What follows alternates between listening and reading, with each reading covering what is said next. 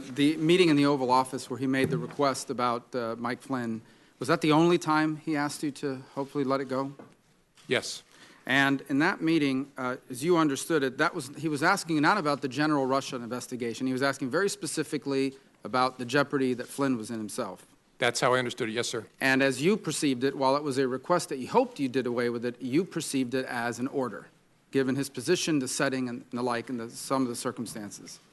Yes. At the time, did you say anything to the President about that is not an appropriate request, or did you tell the White House counsel that is not an appropriate request? Someone needs to go tell the President that he can't do these things? I didn't, no. Okay. Why? I don't know. I think, as I said earlier, I think the circumstances were such that I was a bit stunned and didn't have the presence of mind.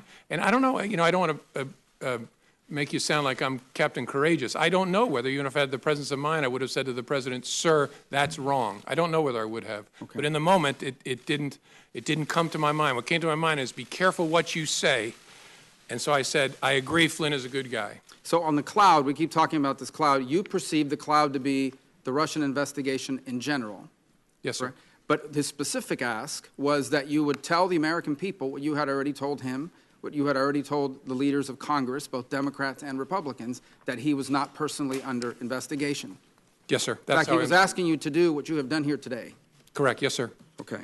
And again, at that setting, did you say to the President that it would be inappropriate for you to do so and then talk to the White House counsel or anybody so hopefully they would talk to him and tell him that he couldn't do this?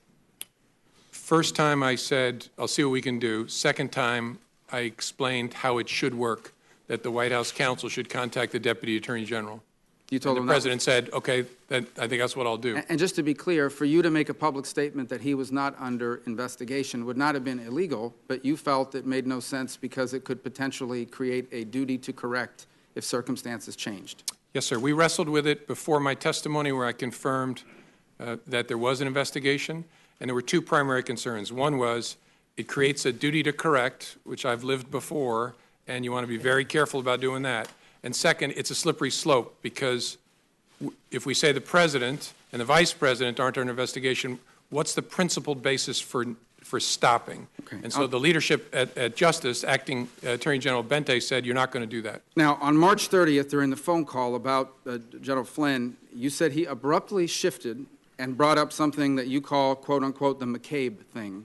Specifically, the McCabe thing, as you understood it, was that McCabe's wife had received campaign money from what I assume means Terry McAuliffe.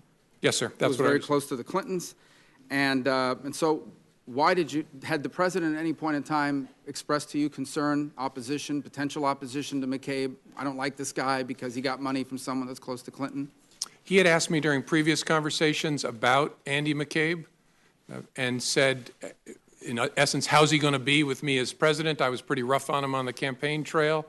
He was rough on McCabe? He was rough, by his own account. He said he was rough on McCabe and Mrs. McCabe on the campaign trail. How's he going to be? And I assured the President, Andy is a total pro. No issue at all. You got to know the people of the FBI. They are not. So then the President turns to you and says, remember, I never brought up the McCabe thing. Because you said he was a good guy. Did you perceive that to be a statement that I took care of you, I didn't do something because you told me he was a good guy, so now I'm asking you potentially for something in return? Is that how you perceived it? I wasn't sure what to make of it, honestly. That's possible, but it was so out of context that I didn't have a clear view of what it was. Now, on a number of occasions here, you bring up, let's talk now about the general Russia investigation, okay? In page 6 of your testimony, you say, the first thing you say is, he asked what we could do to, quote unquote, lift the cloud, the general Russia investigation, and you responded that we were investigating the matter as quickly as we could and that there would be great benefit if we didn't find anything to having done the work well. And he agreed.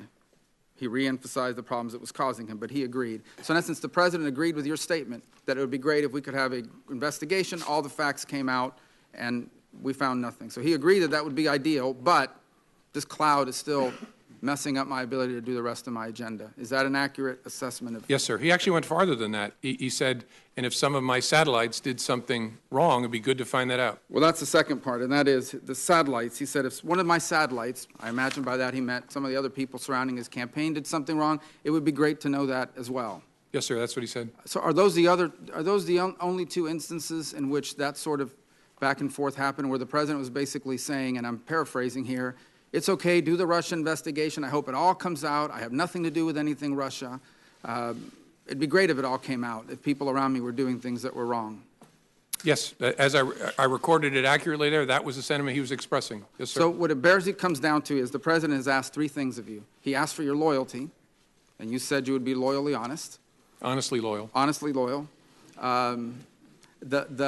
He asked you on one occasion to let the Mike Flynn thing go because he was a good guy. By the way, you're aware that he said the exact same thing in the press the next day. He's a good guy, he's been treated unfairly, et cetera, et cetera.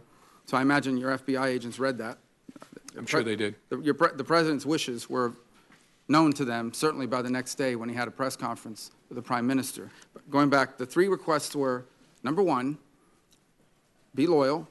Number two, let the Mike Flynn thing go. He's a good guy. He's been treated unfairly. And number three, can you please tell the American people what these leaders in Congress already know, what you already know, what you've told me 3 times, that I'm not personally under investigation? Those are the 3 things he asked. Yes, sir. You know, this investigation is full of leaks left and right. I mean, we've learned more from the newspapers sometimes than we do from our open hearings, for sure. You ever wonder why, of all the things in this investigation, the only thing that's never been leaked is the fact that the president was not personally under investigation, despite the fact that both Democrats and Republicans and the leadership of Congress knew that and have known that for weeks? I don't know. I find matters that are briefed to the Gang of 8 are pretty tightly held, in my experience.